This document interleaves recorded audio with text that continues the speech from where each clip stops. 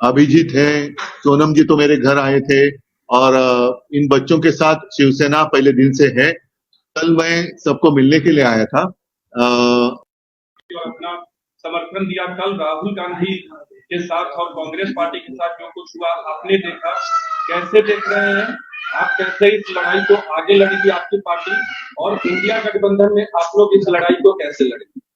पहले एक बात तो मैं स्पष्ट करना चाहता हूं, सिर्फ कल मैंने समर्थन दिया ऐसी बात नहीं है। पहले दिन से मैं, अभिजीत है, सोनम जी तो मेरे घर आए थे और इन बच्चों के साथ शिवसेना पहले दिन से है। कल मैं सबको मिलने के लिए आया था और संजोग की बात है या पता नहीं क्यों कैसे, लेकिन कल ही राहुल जी ने भी आंदोलन किया। अगर हम देखें तो जिस बेरहमी के साथ सरकार इनके साथ पेश आ रही है या सुलूक कर रही है, ये कोई प्रजातंत्र का लक्षण नहीं है। ये तो अब बहुत सारे लोग कहने लगे कि इनसे तो अंग्रेज अच्छे थे। ऐसी बात क्यों करने लगे लोग? तो इसका मतलब ये है कि आज जो भी सत्ता में है, शायद उनके दिमाग में हवा चली गई है और वो हवा निकालने के लिए जनता को वक्त नहीं लगता है। आपका कार्यक्रम क्या होगा? आप दिल्ली में हैं, राहुल गांधी से भी मिलेंगे, कांग्रेस? अभी तो आना मिलना वो तो बात अलग है। मैं आया था अभिजीत और सारे बच्चों को मिलने के लिए, वो तो मैं कल मिला हूँ। अब देखेंगे आगे कैसे करना है। आपके माध्यम से अभी मैं पूरे देश के लिए बात कर रहा हूँ, ऐसे समझ लो।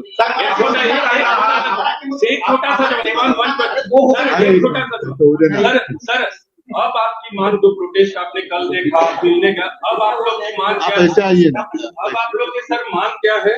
संसद का सत्र भी चल रहा है, आपने देखो, एक सिंपल बात है कि अगर कोई भी आंदोलन करता है तो सरकार का कर्तव्य बनता है कि उनके साथ जाकर बात करे, उनकी वो क्या कहना चाहते हैं। अगर उनकी कुछ गलतफहमी होगी तो गलतफहमी दूर करना सरकार का कर्तव्य होता है, और इस सरकार ने वो नहीं किया। अगर पहले दिन इनके साथ बात करते तो बात यहाँ तक नहीं बढ़ती। सोनम जी आए थे, अभिजीत आया था, पहले भी आए थे, ऐसे नहीं कि कल पहला दिन था।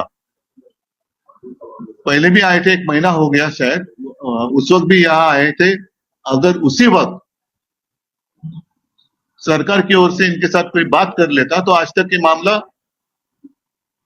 सुलझ जाता। लेकिन साथ ही मैं, जैसे हमने एक प्रदर्शन किया था मुंबई में, और भी करेंगे हम, उस वक्त मैंने याद दिलाई थी 2 चीजों की, 2 घटनाएं। इंदिरा जी की एक घटना थी और दूसरी अन्ना हजारे। दोनों अनशन से जुड़ी हुई बात है। इंदिरा जी के समय पर सोनम जी के पिताजी जब अनशन पर बैठे थे लद्दाख में, तो इंदिरा जी, पता नहीं उस वक्त वो प्रधानमंत्री थी या नहीं थी, लेकिन स्वयं जाकर उनसे उन्होंने बातचीत की थी। दूसरी बात, अन्ना हजारे, पूरे देश में ऐसे माहौल था कि क्या होगा क्या नहीं होगा, लेकिन उस वक्त भी कांग्रेस की सरकार थी और मनमोहन जी प्रधानमंत्री थे। हमारे विलासराव जी देशमुख जो महाराष्ट्र से यहाँ थे, मंत्री थे या केंद्रीय मंत्री थे, उनको भेजा गया था उनके साथ बातचीत करने के लिए। तो बातचीत करना यही तो प्रजातंत्र में होता है। अदरवाइज आप इसको तानाशाही कह सकते हैं। अगर किसी की बात, खुद की मन की बात जबरदस्ती सबको सुनाए लेकिन जन की बात नहीं सुने, तो ये प्रजातंत्र नहीं।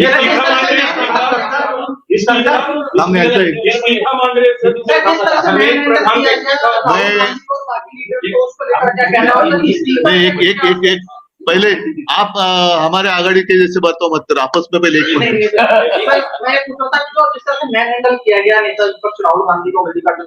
अरे सिर्फ उनको ही नहीं, कल मैंने देखा कि बहुत सारे लड़कियां, मतलब बच्ची है, 9-10 साल की है, कुछ महिलाएं हैं, जिस तरीके से उनके साथ बर्ताव किया गया, ये हिंदू संस्कृति का, मैं नहीं मानता कि ये हिंदू संस्कृति में इसको मान्यता है कि महिलाओं के साथ ऐसा व्यवहार करे।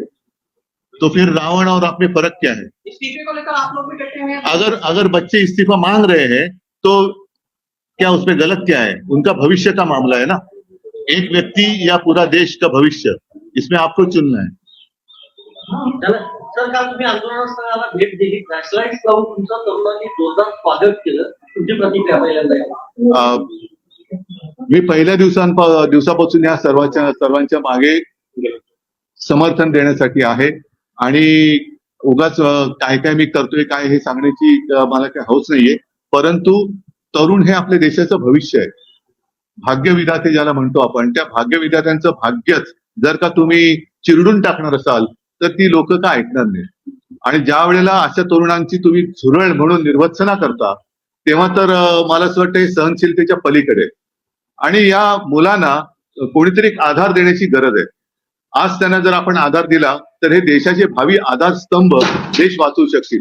पण आजच जर का ह्या आधारस्तंभाला तुम्ही तोडून मोडून टाकून हुकुमशाही लादणार असाल तर ही मुलं गप्प नाही बसणार. उद्याच्या आणि मुंबई आणि आणि मला असं वाटतं की सरकारचं लोकशाही आपण मानतो जगातली एक सगळ्यात मोठ्या लोकशाहीपैकी आपली लोकशाही असं आपण जर मानत असू आणि जर ती असेल तर तुम्हाला त्यांच्याशी जाऊन बोलण्यामध्ये कमीपणा कसला वाटतोय. पहिल्याच दिवशी म्हणजे असं नाहीये की काल पहिला दिवस होता, हे तर काल म्हणजे हा दुसऱ्या टप्प्याचा 20वा-25वा दिवस असेल. सोनम वांगचुकजींच्या उपोषणाचाच 20वा-25वा दिवस आहे त्याच्या आधीपासून. आणि त्याच्याही आधी 10-15 दिवस आधी एकदा अभिजित आणि सगळी तरुण मंडळी इकडे येऊन गेली होती. त्याच वेळेला जर का यांच्याबरोबर चर्चा केली गेली असती तर मला असं वाटतं की हा विषय सुटला असता. राज्यातील शेतकरी नेते आहेत, राज्यातील शेतकरी नेते आहेत, ते म्हणतात की देशभरात हे आंदोलन सुरू आहे, हे एक विचारधारा आहे, दहशतवादी विचारधारा. अशा लोकांच्या बोलण्याला किंमत देण्याची गरज आहे. शेतमालाला जरूर किंमत द्या पण अशा नेत्यांच्या बोलण्याला किंमत द्या. फडणवीस असं म्हणतात की फेसलेस आंदोलन आहे, त्याच्यामुळे त्याचं नेतृत्व त्यांचा फेसलेस म्हणजे तो पुसून जरा तो लेस झाला असेल म्हणून तो तेवढ्या पुरतं आरशात त्याला फेस लेस दिसला असेल, तो पुन्हा फेस आला असेल त्यांना. अराजकता मानवण्याचा पण यामागे प्रयत्न केला जातो. कारण असं आता मला पण वाटायला लागलंय. कारण ज्या तऱ्हेने सत्ताधारी वागतायत तर सत्ताधाऱ्यांचा डाव देशात अराजक आणण्याचा आहे का. आणि आता मला असं वाटतंय की जसं एक यांचा एक हातखंड आहे बदनामीचा की यांच्यामध्ये पाकिस्तानी घुसलेत तर मला असं वाटतं सत्ताधाऱ्यांमध्ये कोण पाकिस्तानी नाहीये ना. तर सरकार राजीनामा घेण्याच्या मूडमध्ये नाहीये. सरकार जे आहे सरकार जे आहे. यांचा राजीनामा घेण्याच्या मूडमध्ये नाही. एवढं होऊन सुद्धा तुमचे सगळे खासदार पहिल्या दिवसापासून आंदोलनाला पाठिंबा दिलेला आहे. डेडलॉक कसं होतं? त्यांच्याशी चर्चा करा ना तुम्ही, चर्चा करा. जर मी माझ्या रविवारच्या त्या मुंबईत जे आंदोलन केलं होतं त्याच्यात एक गोष्ट म्हणजे काय राजाराणीची गोष्ट नाही, घटना सांगितली होती की कालच्या मे महिन्यात RSS कडनं एक असं स्टेटमेंट केलं गेलं होसबळेंकडनं की पाकिस्तान बरोबर चर्चेचे दरवाजे खुले ठेवले पाहिजेत. आता नेमकं पाकिस्तान बरोबर लढायचं की नाही लढायचं आणि या आंदोलनात पाकिस्तानचा हात असेल असं जर का या सत्ताधाऱ्यांना वाटत असेल तर त्या हाताच्या तोंडाबरोबर तुम्ही बोलता तर मग या देशातल्या विद्यार्थ्यांशी जे हे विद्यार्थी आपल्या देशाचे भाग्यविधाते आहेत त्यांच्याबरोबर बोलण्यात तुम्हाला कमीपणा का वाटतो. म्हणजे हे मला त्यांचं गणितच कळत नाही की पाकिस्तान बरोबर चर्चेचे दरवाजे उघडे ठेवा पण जे तुमच्या दारात आलेले आहेत तुमच्याकडनं काही अपेक्षा घेऊन आलेले बाळगून आलेले आहेत त्यांच्यावर तुम्ही लाठ्या चालवता. त्या मुलींवरती अगदी मुलींवरती आणि महिलांवरती ज्या असभ्यपणाने अत्याचार केले गेलेला आहे. काल तरी ती मुलगीच तिचे कपडे फाडले गेले. ही कोणती हिंदू संस्कृती आहे? ही हिंदू संस्कृती बसत नाही. ही रावण संस्कृती झाली. केंद्र सरकार म्हणतंय की आम्ही चर्चेसाठी तयार आहे, मात्र धर्मेंद्र प्रधानचा राजीनामा आम्ही घेणार नाही. ही मस्ती झाली आणि ह्या मस्तीच्या विरोधातच सगळं आता देश पेटलेला आहे. ही राष्ट्रभावना आहे आता. नाही पण उद्या प्रकाश आंबेडकरांनी मुंबई बंदचे हात दिले, शिवसेनेचा पाठिंबा आहे का? मला काल येताना आल्यानंतर इकडे कळलं. मला असं वाटतं आता लोकांना रस्त्यावरती यायचंय, लोकांना रस्त्यावरून व्यक्त व्हायचंय. त्याच्यामुळे त्यांना त्याच्यापासून कोणी अडवू नये. काल सुद्धा तुम्ही बघितलं म्हणजे मी तिकडनं निघाल्यानंतर एक 9 वर्षाची मुलगी, तिची बहीण, तिचे वडील मुंबईच्या आंदोलनात अगदी कडेवरती घेतलेली लहान मुलं त्या डोक्यात खांद्यावर घेतली अशी लोक यांना रस्त्यावरती यायचे. आता त्यांनी येऊ द्या. कारण हे जे काय आहे हे अचानक हा उफाळून आलेला असंतोष नाही. हा गेल्या 12 वर्षात साठलेला असंतोष आता उफाळून बाहेर पडतोय. तर तो पहिला येऊ द्या बाहेर. ज्या पद्धतीनं दिल्लीमध्ये युवकांवरती लाठीचार्ज करण्यात आला, आता उद्या महाराष्ट्र बंद आहे. महाराष्ट्रात देखील अशा घटना होतील अशा महाराष्ट्रामध्ये आता काल तुम्ही एक पाहिलं असाल की मी इथे निघण्याच्या वेळेलाच आदित्यने एक प्रेस कॉन्फरन्स घेतली आणि आम्ही युवा सेनेकडनं एक हेल्पलाईन सुरू केलेली आहे. आता एका मुलीचा व्हिडिओ मला कोणीतरी पाठवला.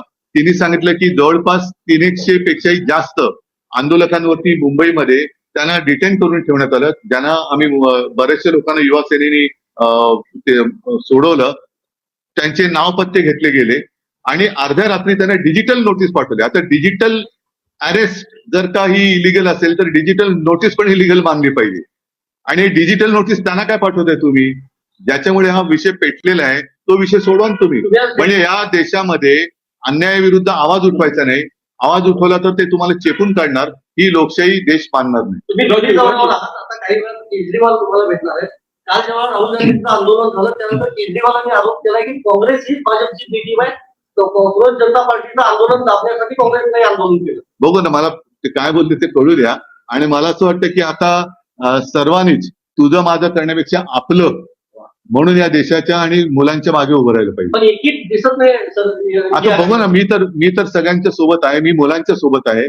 म्हणून मी काल जाऊन अभिजितला भेटलो आणि त्या मुलांना मी म्हंटल मी भाषण करायला नाही, मी तुम्हाला वंदन करायला आलेलो आहे. कारण जी एक असं वाटत होतं आम्ही राजकारणामध्ये लढतो, पण एक कोणासाठी लढतो, तर ते कोणासाठी लढतो ती मुलं माझ्या समोर होती. आणि ते बघितल्यानंतर लक्षात येतं की आहे अजूनही आपल्या देशामध्ये तो एक मर्दपणा म्हणतो, अन्यायाविरुद्ध लढण्याची जी चीड म्हणतो ती जिवंत आहे. देवेंद्र फडणवीस सर,